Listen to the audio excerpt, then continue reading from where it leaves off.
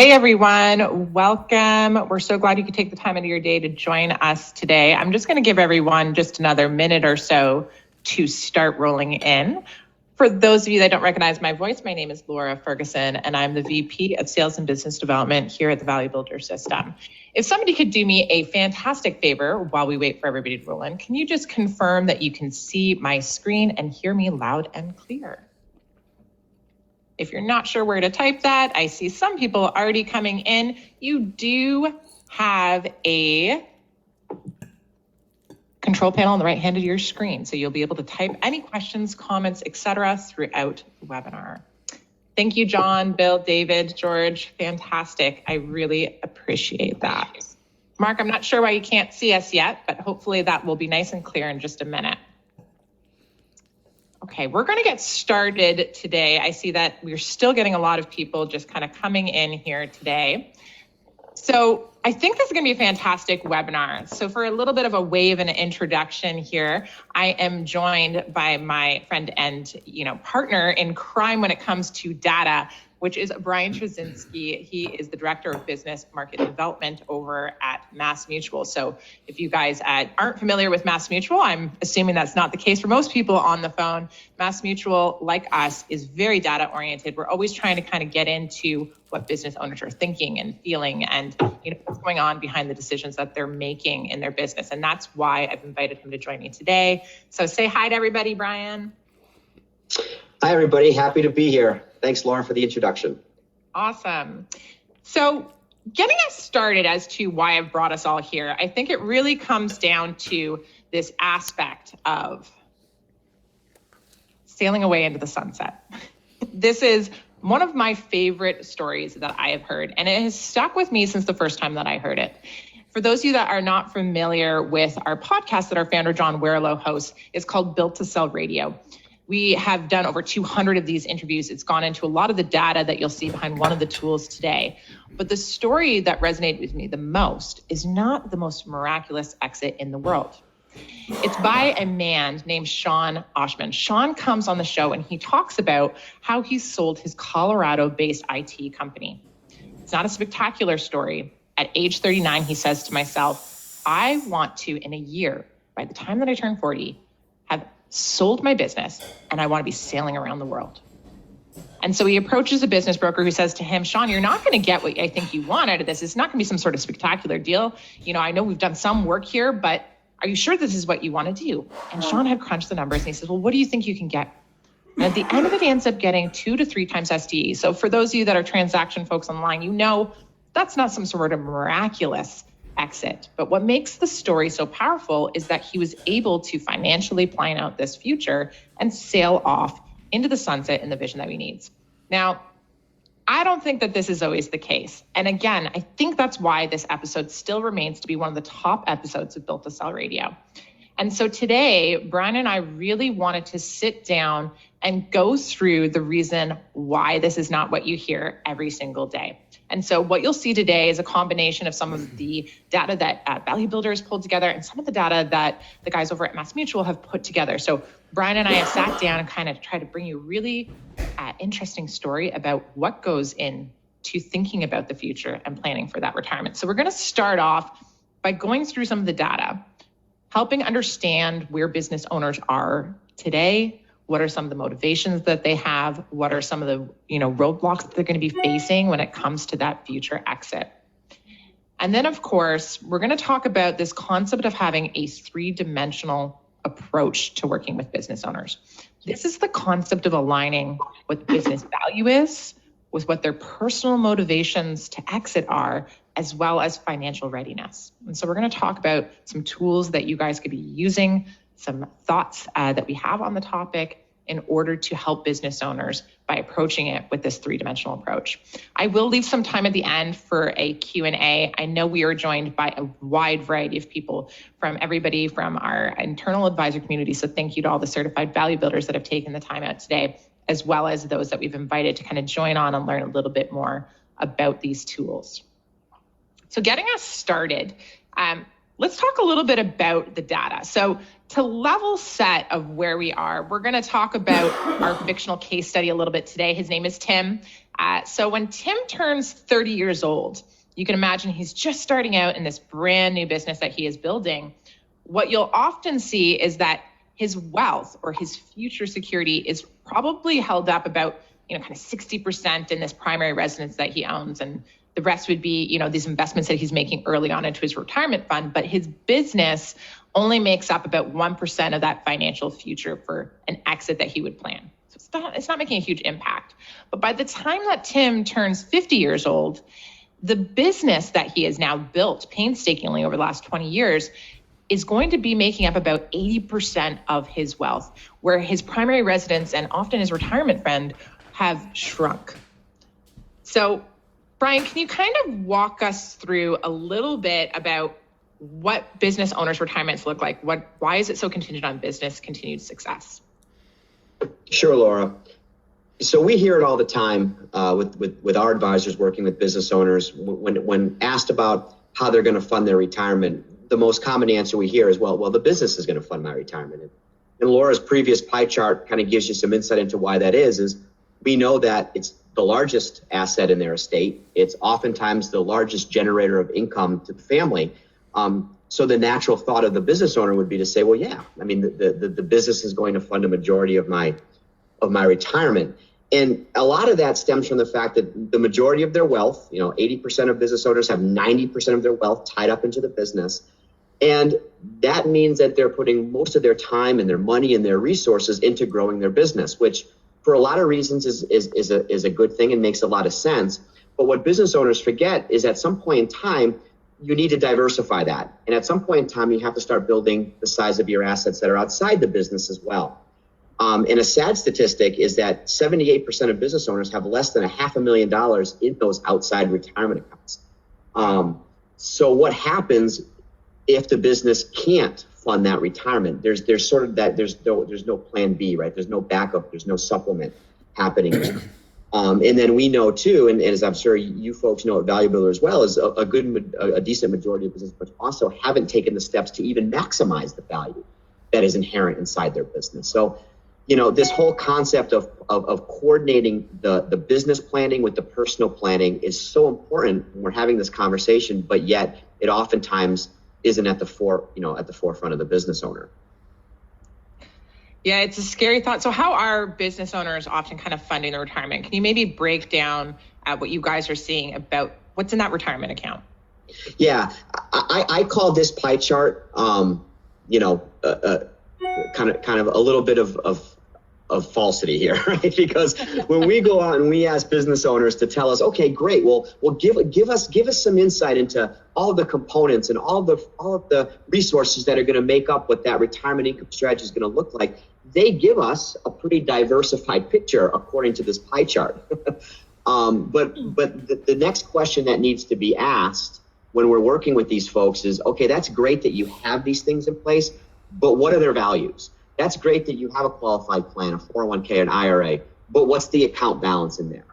And unfortunately, when you go through that exercise, you realize that even though they may have a lot of these vehicles in place, it still comes right back around to the business, whether the sale of the business or continuing to receive income from the business, whatever, or just never exiting the business, right, as really that number one main source of retirement income. Because they're not diversifying. All the money is going back into the business, and they're not building those assets outside the business. Fantastic. So can I hit with some more stats? Because I think the next slide here is one that really kind of threw me back a little bit. Talk us through this. Yeah. So the average business value size of a MassMutual client, we're kind of using them as our test subject here. The average business value of a MassMutual business owner client is about $2.6 million.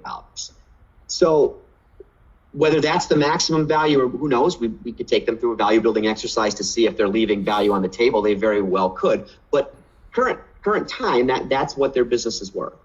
And when we kind of look at the size of those assets outside the business, 81% save less than $25,000 or less annually for retirement. 58% have retirement savings account values of less than $200,000. Let's give them the benefit of the doubt and say that they have the maximum. you're looking at $2.8 million to retire on. Again, the business being that main asset, and then supplemented by maybe a little bit of savings, and then maybe some retirement balances. Yeah, there could be real estate and other things that are in there. But I think business owners need to take a step back and say, okay, if we're going to live like our friend, like your example there, he retired at 40. Right? He's going to have at least 40, maybe 50 years of living in retirement if he chooses to do so. Is $2.8 million enough to sustain the lifestyle? And we're going to talk about lifestyle business owners and value accelerators and that sort of thing in a minute. I mean, we have to sort of take a step back and say, would you feel comfortable exiting your business if you knew that $2.8 million is what you were going to have to live on in retirement? And I think the answer to that by most people would be no, that's not going to be enough. So kind of a drastic example, Laura, but I think one that we need to think about, because in some cases it could be the reality. It's true. I think this always comes down to what we hear a lot of our advisors are here doing today is they want to make sure that, of course, when somebody sells their business, that they can get what they need out of it. And sometimes that need really just can't be enough. If it's only 2.8 million and you're trying to look at exiting at 40, you're going to need to start planning quite early on in other areas in order to kind of balance that out. Yeah, absolutely. So let's talk a little bit about kind of effective retirement planning. I really kind of love this concept as to the business owner that never really wants to leave, and kind of what's the reasoning behind that? What's kind of going on in their head? Yeah. This is a concept that I really try to sort of ingrain in our folks at MassMutual, because I think it's something they need to be aware of. There's this juxtaposition going on in the mind of a business owner about why they never truly exit their business. The one that they will oftentimes verbalize is the business is my baby. And they'll verbalize that in some form or capacity, saying, I can't imagine a life without my business. My business defines who I am. I've devoted my entire life to it. I don't feel like my children could run it like I do. Whatever it is, it all kind of comes back to this notion that the business is really their baby. And over 60% of business owners tell us that they worry about missing their role in the business after retiring. So oftentimes that's sort of their outward rationale for never exiting. But what's happening underneath the surface, what's sort of bubbling below that oftentimes is unspoken, but we as sort of advisors and working with these folks have to really get to the root of this, is the reality is the reason they're not leaving is because they can't leave for financial reasons. It's my lifestyle. The business, I don't feel comfortable that if I don't have this business, if the business isn't providing me income, if the business isn't affording me my lifestyle, I can't ever truly exit. And nearly 60% of business owners said that, I would exit today if I knew my financial security were assured. So we have to understand that there's this internal push-pull, tug of war going on in the mind of a business owner about, the business sort of being that baby and that thing that they truly love versus the thing that, I probably would move on if I knew I could maintain my lifestyle. And that kind of gets back to what you're talking about, Laura, with this idea that if we can help business owners get to that financial independent state, then exit planning becomes a whole heck of a lot easier. Exactly. And I think this conversation keeps coming up. It was interesting. I was talking earlier today with a coach that's working with us, and he said, man, it seems like every day it's popping up more and more where people are asking me about exit planning. And this wasn't the same way 6 months ago. It wasn't the same way 8 months ago. And so I really kind of wanted to reflect that statistic that I think that we all have kind of heard of. There's this mass majority of people looking to exit their business in the next 10 years. And when we broke down and looked at our own questionnaire, so on the Value Builder questionnaire that we've had, 56,000 people complete, we wanted to take a look at a smaller subset to say, is this actually the case that more people are having this conversation, are looking to advisors for exit planning? What are their thoughts and motivations going on? And so this study that we did, we pulled out questionnaires completed the 8 months prior to when the coronavirus pandemic started and 8 months during the actual pandemic. So what we saw was very drastic, and it kind of goes back to what you were saying before. So more business owners than ever before are actually expecting a drop in revenue. There's been a 350% increase in the number of business owners that are going to expect a drop in revenue. So when you stop and think back to what we were just talking about, the business being the largest asset that people have, when it comes to retirement, and that they need that financial security. 60% would leave their business if they had that financial security. It's going to make value building more relevant than ever. You're really going to need to think about what you can do in that business to correct drops in revenue, to kind of get them back to where they need to be, is along with everything else. So this kind of brings us to this next concept. I think we call it one thing and you guys call it another, and you'll probably hear, 5 other different types of companies calling your income replacement something different. So can you maybe walk through what the concept is of the income replacement value? Yeah, this is really the crux of the workshop here, folks. So if there's anything you really take away from this, I hope it's this idea.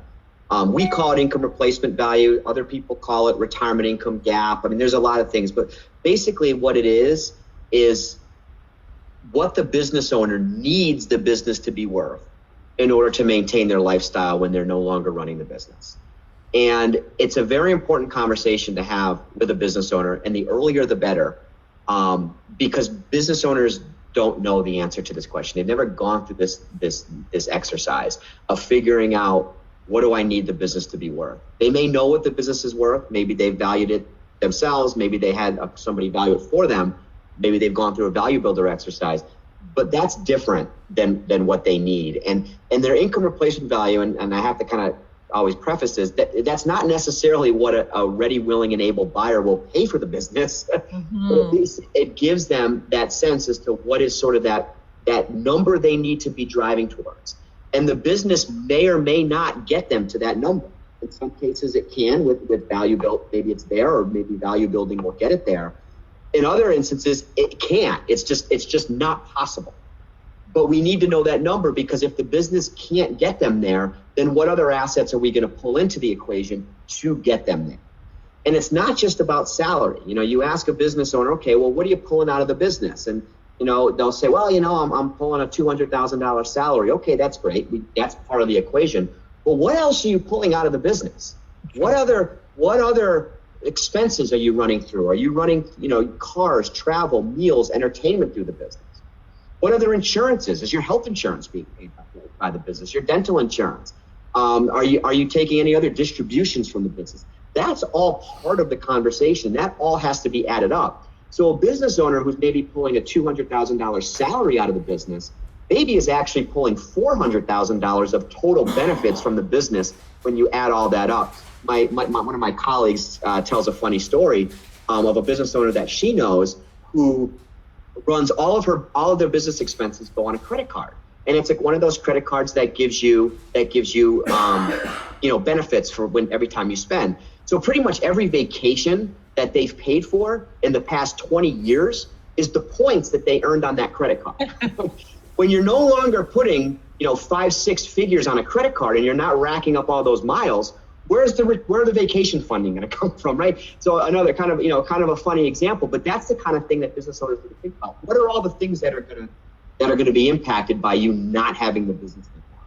So once we get that number, then we can apply a withdrawal rate. We'll talk about withdrawal rates a little bit later when we get through the tool. But then you could figure out what that income replacement value is. And Laura, if you want to just jump to the next slide, you may be looking at a business that you think is worth $2 million, or somebody told you is worth $2 million. But by going through that exercise, you realize to maintain your current standard of living, you need $5 million. So you have to then ask yourself, or the business owner has to then ask themselves, okay, can I grow the business to that value? If the answer is yes, then great. We need to embark on a value acceleration program here.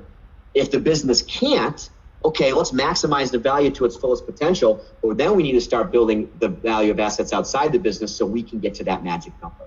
And a reality that's just, I think is just so crazy to me, and we need to help business owners understand, is that 3 out of 4 business owners don't think that their exit's going to impact their lifestyle. It's just an assumption that life is just going to continue and the financial situation is just going to continue along as it always has. And we need to just make folks understand that not without proper planning is it going to continue. And we can definitely plan for that. It's possible, and it's definitely achievable, but we can't just assume it's just going to happen without putting the work in on the back end. So this is a very important concept. And if you get business owners to understand this, you're going to have opportunities in the value building space. You're going to have opportunities in the retirement planning space. There's just a lot of opportunities to really work with and help business owners solve this potentially huge issue. Even at a minimum, when I think about this stat, 72% of business owners don't believe their exit will impact their lifestyle as even part of just listing a business. If you can't necessarily get them there in the time that they need to sell and they need to get out for that financial reason, you can be then still working through, what some of those personal motivations would be afterwards, as well as setting some expectations about what's going to happen once they sell that business, maybe convincing them to buy a different business if that's the case and you're playing on both sides, and that's something that was sitting in maybe that whole vision that we'll be talking about in a little bit. More dramatically, I think the reason that it scares me when I see this statistic of 72% is what motivations are kind of going on for business owners in the midst of everything that's happened in last year.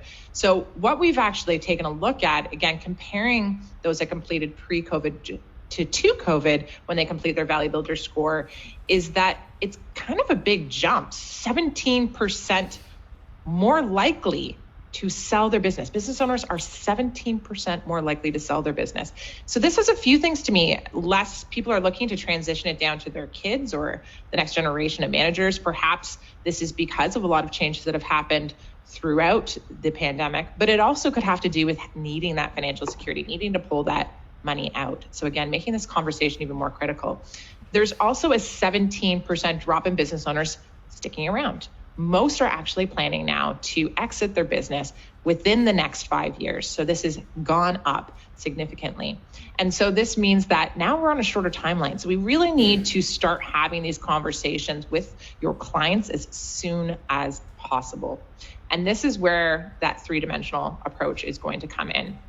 So digging into what this concept is, let's take a look. So when you have a client come in, or when you're working with a client, you should really be asking three questions. So of course, the first one, really obvious for those of you that are doing value building, is your business ready to sell? So if that was your motivation for coming in, is it ready? Is it in prime time for that? Have you grown them, maximized the value of your business? The most important for your personal self, of course, is, are you personally ready to exit? Are you still working 40 or 50 hours a week? Are you going to have some massive regrets? Do you understand the exit options? Really taking a look at what that question is about. But then that third piece, this new piece that we're really trying to make sure that we're asking is, are you financially able to exit that business? And that's where you'll see three new tools come in from Value Builder to help you address these issues, these questions that are going to come up with your clients. So the first, of course, for those of you new to us, is going to be taking a look at the business. You have the Value Builder score. You're going to have that Value Builder report, taking a look at the 8 drivers of value, identifying the ways that you could improve on growing that multiple towards your exit. The second piece, of course, coming in, and that's going to be the pre-score report. So this is taking a look at what those 4 drivers that we're going to talk about of a happy and lucrative exit are. And then, of course, this third piece, which is the concept of calculating out. So taking a look at what that income replacement value is and trying to come up and help owners understand what that number is going to be part of what we call the freedom calculator. So right now, for those of you that are certified value builders, you log into your portal, you will see that, of course, you have some lead generation tools. There's a lead magnet for Freedom Points, the kind of ebook that sits up front. You'll see that, of course, you have lots of tools in relation to the other two, and that this is now going to be launched into Module 12, which I'll talk about in a minute.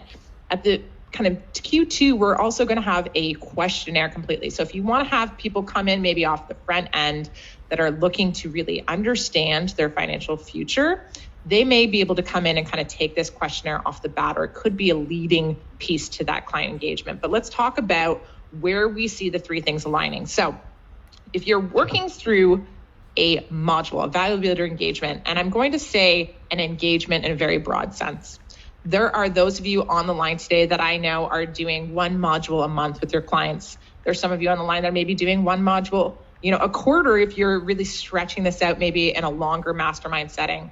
And then there's others that may be doing a similar style, for instance, to what we heard Chris Ayers talk about on a recent advisor mastermind, which is this accelerated version of going through the 12 modules in about 12 weeks.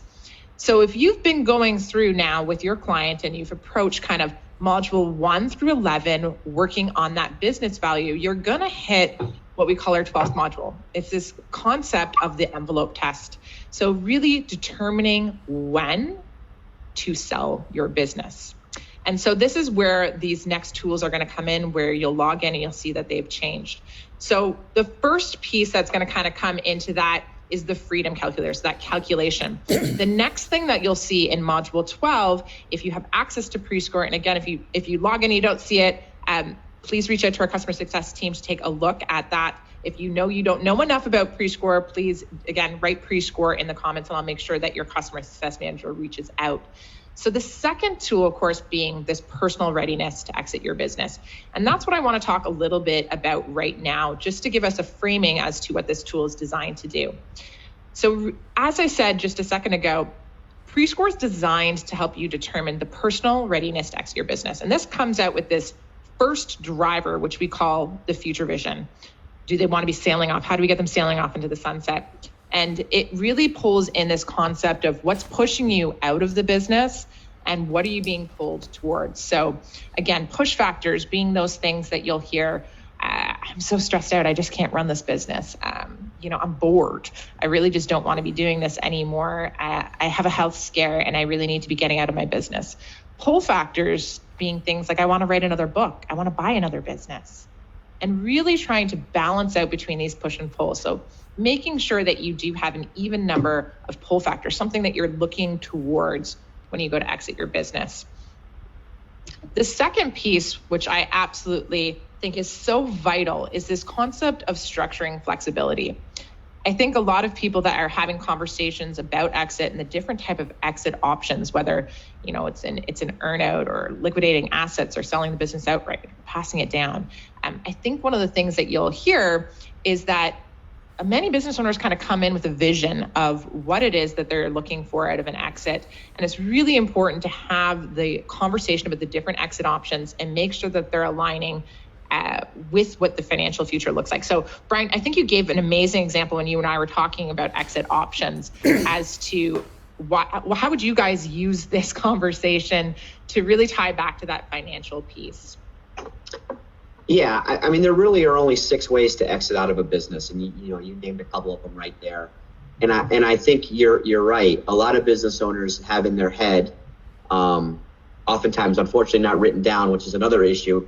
Could be the subject of another webinar, but have an idea in their head about what the ideal exit or transition plan looks like, without necessarily giving any thought to how that chosen exit is going to impact their future financial situation, right? So kind of another drastic example would be, you've gone through an income replacement analysis and, the business owner has a number of what they need the business to be worth, and they don't have sufficient value outside the business, but their exit plan is to gift the business to the children, right? So, okay, that's great. That's noble, right? We all want to create that legacy, and sometimes, intergenerational transfer of the business is a great way to keep the business in the family.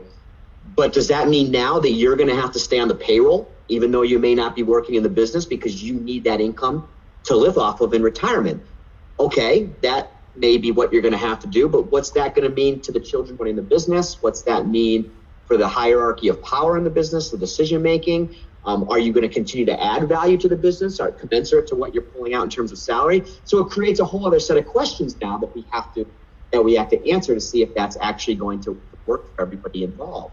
So making sure that you coordinate your ideal exit or transition strategy with your future needs and the role that the business is going to play in funding that future is just so critical. And a lot of advisors don't have that conversation with business owners. And it's a very important one to have.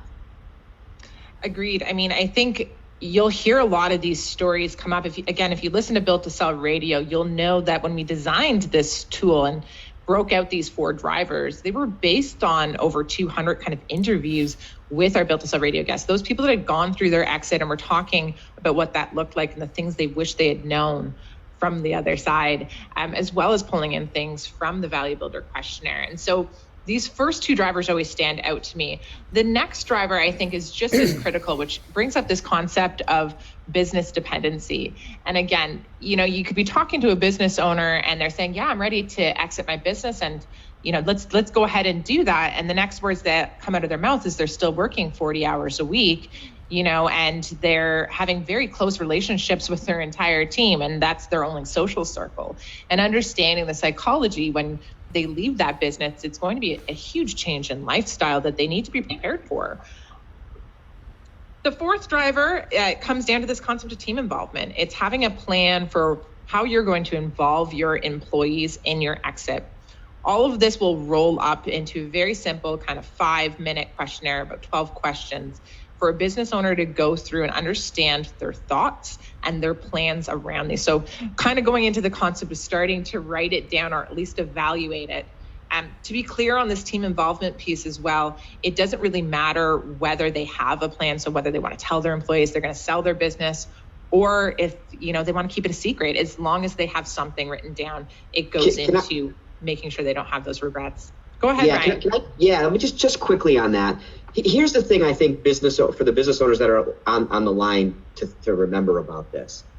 If you don't tell the employees the narrative or the plan, they're going to fill in the blanks themselves, right? Because they know that, they can tell, they've been around. They know when you're starting to think about exit, or that you're getting to that age when exit could be on the horizon. And not to say that they need to know every detail and every specific of it, but they need to be aware of what's happening. Because like I said, if you don't tell them or give them some insight, they're going to make up the narrative themselves, and it may or may not be accurate. So just kind of keep that in mind when you're kind of doing this planning about how important it is to have things documented and communicated when appropriate. When appropriate, exactly. So here's the thing that I always find really interesting about this conversation. When we launched Prescore in 2019, this was a really big launch that we had as a company. And, we kind of made this assumption that the people that would come through and complete Prescore, that would be taking a look at the personal readiness, were perhaps those already having a relationship with our advisors. Perhaps they've already talked about their value builder score. They've been working through an engagement. But interestingly, what we found was that 75% of the people that raised their hand and took the Prescore questionnaire, whether that is on your website or social media, or again, you invited them personally, were brand new to Value Builder. And so it really speaks to being able to talk to owners and their different motivations. So while some people may respond to Value Builder questionnaire and they really want to look at the business, others are very curious about this personal aspect of exit. It also works fantastic for a little bit of that colder lead that isn't quite ready to give you all their personal financial information about their business just yet. So it'll allow you to build that relationship, of course, with people.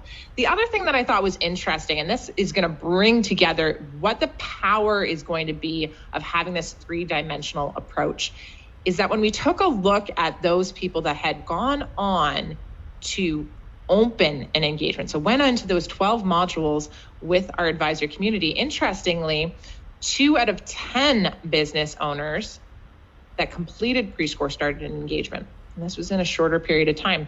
And so what we thought with that is, well, let's go compare it to those that haven't completed Prescore.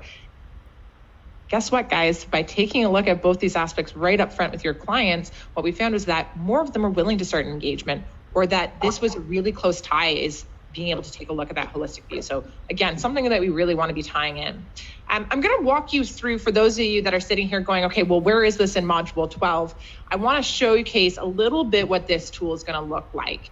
And I'm going to kind of preface this by saying, we're going high level over these tools today. I'm going to tell you at the end what the next step for reviewing this is. But if you were to come into Tim's contact within your Value Builder system portal, you would go over, of course, to the Value Builder Engagement tab.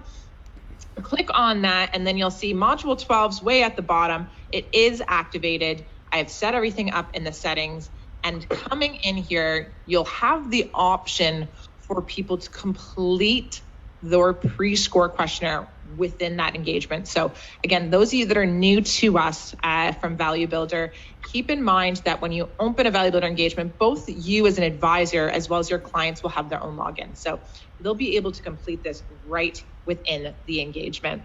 So they can go through, and right there, you'll see the personal readiness tab to start off. Of course, there's a tutorial right up front.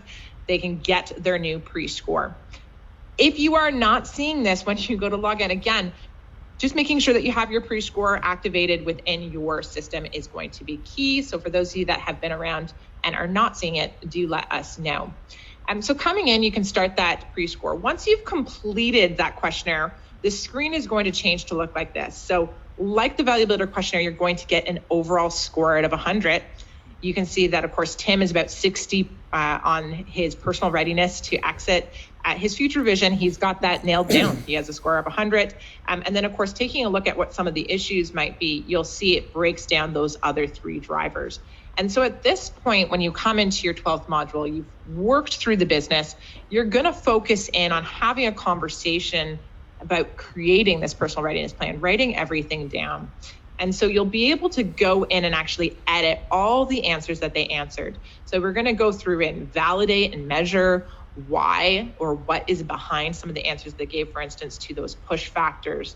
Then we're going to realign, of course, with the pull factors. So you'll see at the bottom of all the questions that pop up, there's a section that will summarize where they are, as well as an active way to save those taking actions, the conversation that you're having around this.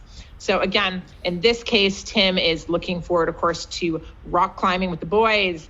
So he's planning out what that trip would look like. And he's saying why it's important. Of course, moving maybe across country to be closer to his grandkids. Why is that important?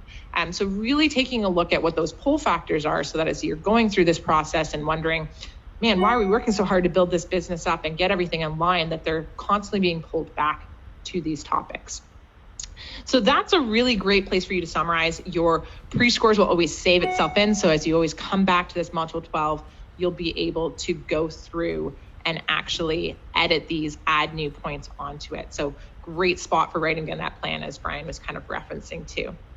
The second tool, of course, is the Freedom Calculator. And I'm getting there through this quickly. So if there's questions about this, we're really going to be able to kind of dig into a little bit more detail. And so the Freedom Calculator has a couple assets with it. So let's stop and talk about what you guys have available to you today as advisors. So you have the option, of course, to be using the lead magnet to start this conversation early with your clients.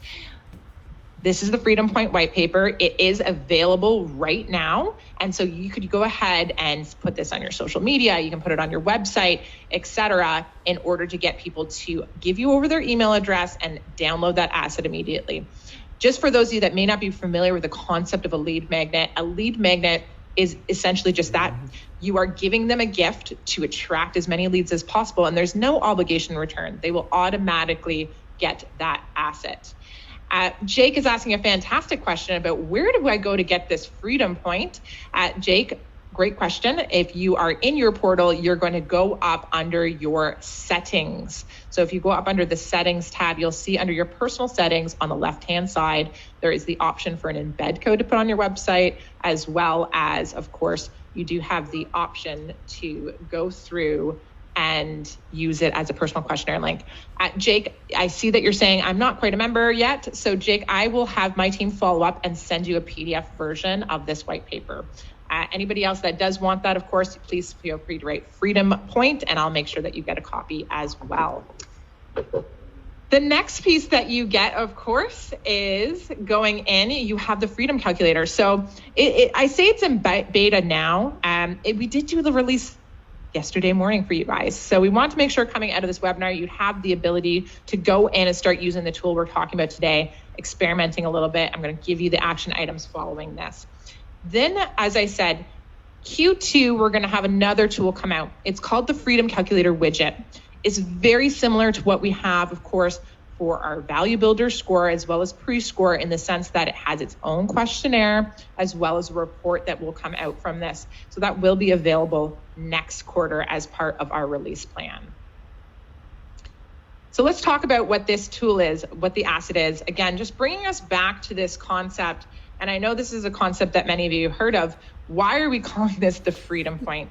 And so what this looks at is, if we take a look at the case of Tim, of course, is that at the very beginning of Tim starting his business and, his planning for his retirement fund, he is not quite ready to hit this Freedom Point. There's a massive gap, as what we would call, to him being able to go forward and sail off into the sunset, as of course Sean did. But at some point, you're going to hit this level where you go from being what we call risk off to being risk on. And what we mean by this is that you maybe have enough value built up in order to fund that future. So whether that's, again, through your retirement or even if it's just through your business value, and that the longer that you hold on to the business side of things, the more risk that could come with that. So let's think about things if you were, owning your business and still working all the time and a health scare comes up. You hear the 4 Ds would be those risks. So death, disease, divorce. So once you've passed that freedom point, this is where as an advisor, you're really going to want to dig in and have a conversation about when is the time for you to exit your business. Because again, this is within that value builder engagement. And so you'll be able to do that as part of your month 12 or module 12, depending on how you do this with your clients. So coming into the freedom calculator, you're going to go through and start the calculation. So just a couple basis points on here. There will be some pieces that will auto-populate based on the input that was put through. So in particular, of course, if they've completed their value builder questionnaire, you've gone through and done the income adjustment wizard, some of that data would populate through. But the first step is to walk through these different pieces. The first part, of course, starting with this desired annual income, what they need, going back to the concept of, what Brian talked about, do they need that $6,000 vacation? And that's no longer coming from the points on their credit card. So I'm going to get Brian, maybe, and I to walk through a little bit and understand these different pieces that you're going to be asking for in the calculation. So in terms of the desired annual income, I think this is probably one of the most important things on the screen that we have, Brian. How often do you guys, when you have this conversation, is the number completely outrageous? Is it always kind of in line with maybe what it should be based on business value? How do you guys kind of have this conversation around annual income? Yeah, it's really like I was saying earlier. It's more than just salary. It's really, when you look at annual income, it really needs to be from the perspective of annual benefits, monetary benefits, other things, all the things that are being run through the business, right? That's that income replacement calculation I was saying earlier. So when you're figuring out what this number should be to put in the box, just be sure it's not just salary. Figure out all of the things that they're running through that business. You're going to probably need their tax return to go through this exercise. Get your hands on their tax return and figure out all the things that are showing up in there that are benefits that are being run through the business. And then also talk about the things that we would call as those add backs, right? The things like the entertainment, the travel, the meals, the car, the vacation home, whatever it is that is being funded by the business in some capacity. That's what needs to go in that box. Fantastic. I think one other point that I'll make to you guys, if you're trying to wonder where maybe to start for a starting point, and you're looking at what the current income is that they're taking out of their business, you'd be able to see this under the income adjustment wizard. So if you haven't gone through that exercise, it does talk a little bit about those add backs and those benefits. So I would suggest that you do obviously take your clients through that exercise, or again, you could fill it out after going through module 12. Of course, I think obvious is the expected non-investment annual income from other sources. So again, in Tim's case, we've said that it's $30,000. I think that's a pretty obvious one, but I did want to kind of stop. I know we've had some questions with this being in beta in regards to the withdrawal rate. We've put this withdrawal rate, you'll see we've kind of put it between 2 and 6%. We average it out on the tool itself at 3. Of course, as you can see, this is a slider. It's completely adjustable based on your needs. Brian, you guys have a recommendation that's kind of a good range, and I think you put it together really well about how or if people should even worry about this when they're having that conversation with their clients. Yeah, I tell folks, don't overthink the withdrawal rate. We tell folks to put it at 5%. Because that's a very conservative withdrawal rate. I definitely wouldn't go any lower than 3%. Because then that's a little more aggressive. I tell folks, because like I said, we have a similar exercise with our income replacement value calculator. The 2 most important data points on this chart from my perspective is that annual income. What are you pulling out of the business on an annual basis? And then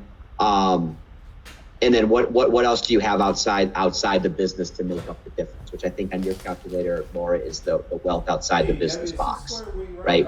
Those are the two most important inputs, because that's what you're going to get. That's where you're going to get your best numbers out of it. Those two boxes are true. And then, like I said, if you want to play with the withdrawal rate, we don't, between 3 and 5% is really where you should play.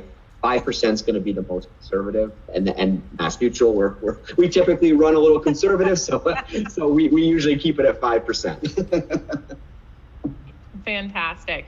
But anything within that, so just to reiterate what Brian's saying here, is anything within those 3 to 5%, if you want to go all the way to 6%, depending on how old they are, and you're going to be pretty safe within there. So don't try to stress too much about that number. If they're really concerned as your clients, of course, this is a great time to pull in some of the strategic partners if you don't happen to be a financial advisor and they don't have a financial advisor themselves within their network. And again, so let's dig in. I think the two things that we really wanted to kind of talk about was the wealth outside your business as well, and the personal debt piece, of course.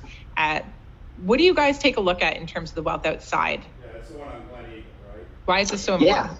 Yeah. No, I mean, that's what's going to make up the difference, right? If the business isn't going to be able to afford, if the income replacement value can't be made up by the value of the business, the wealth outside the business is what's going to have to make up that gap. So again, earlier, like I said, if you've got a $2 million business that we determined can be, by going through a value building exercise, maybe we could get it up to $4 million, but you need $5 million to maintain your lifestyle, right? Because we've gone through that exercise.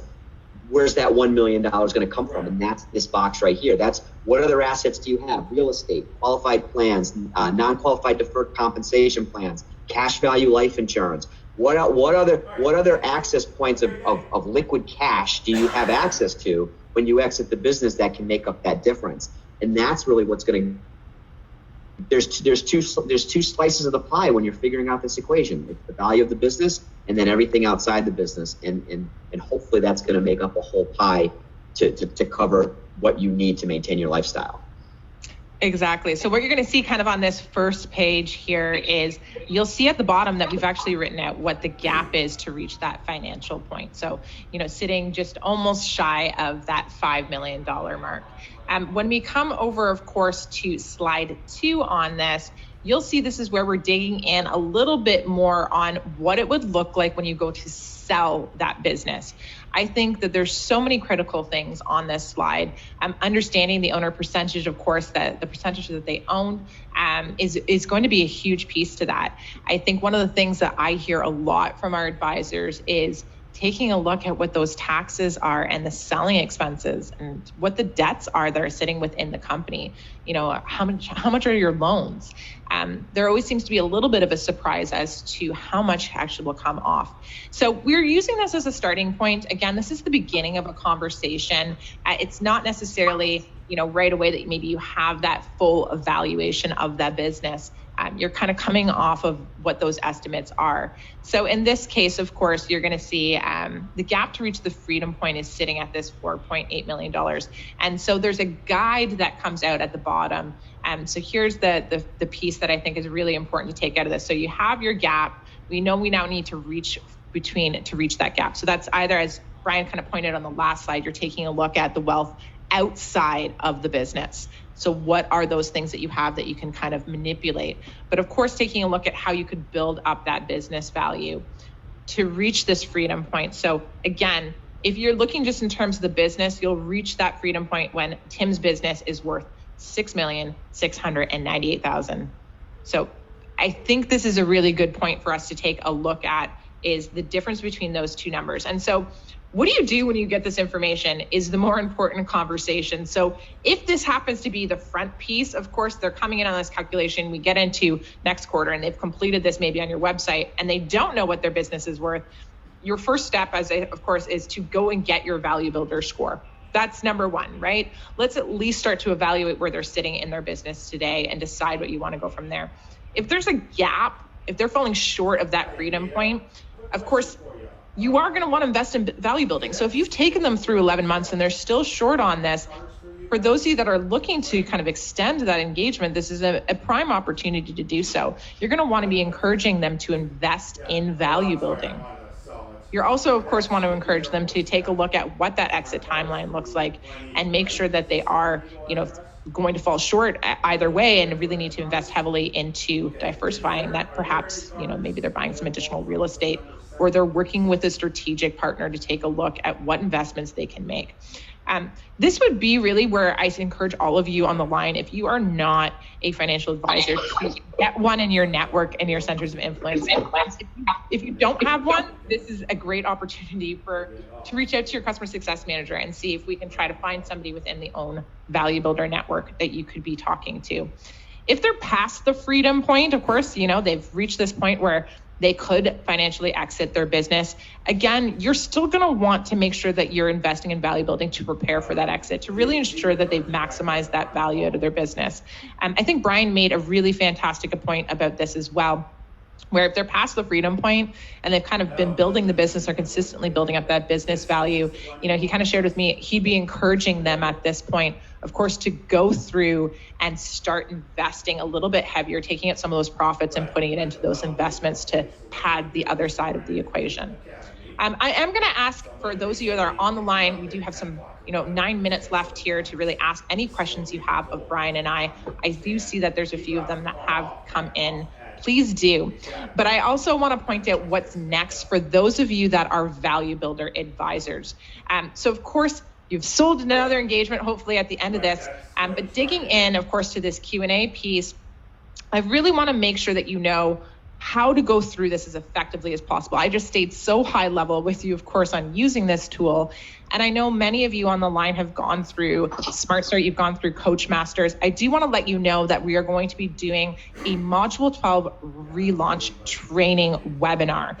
This is for our advisor community only, and we're going to walk you straight through absolutely everything. So Ryan is going to come on, for those of you that had a chance to go through our Certified Value Builder training with Ryan, and he's going to talk you everything from how do you go through the agenda, how do you maximize this tool, what are the questions that could come up, and you can really go through and ask him those questions. So this will be on March 16th at 2 p.m. Eastern Standard Time. If you're wondering how you can sign up, I've gone and done you guys a quick one.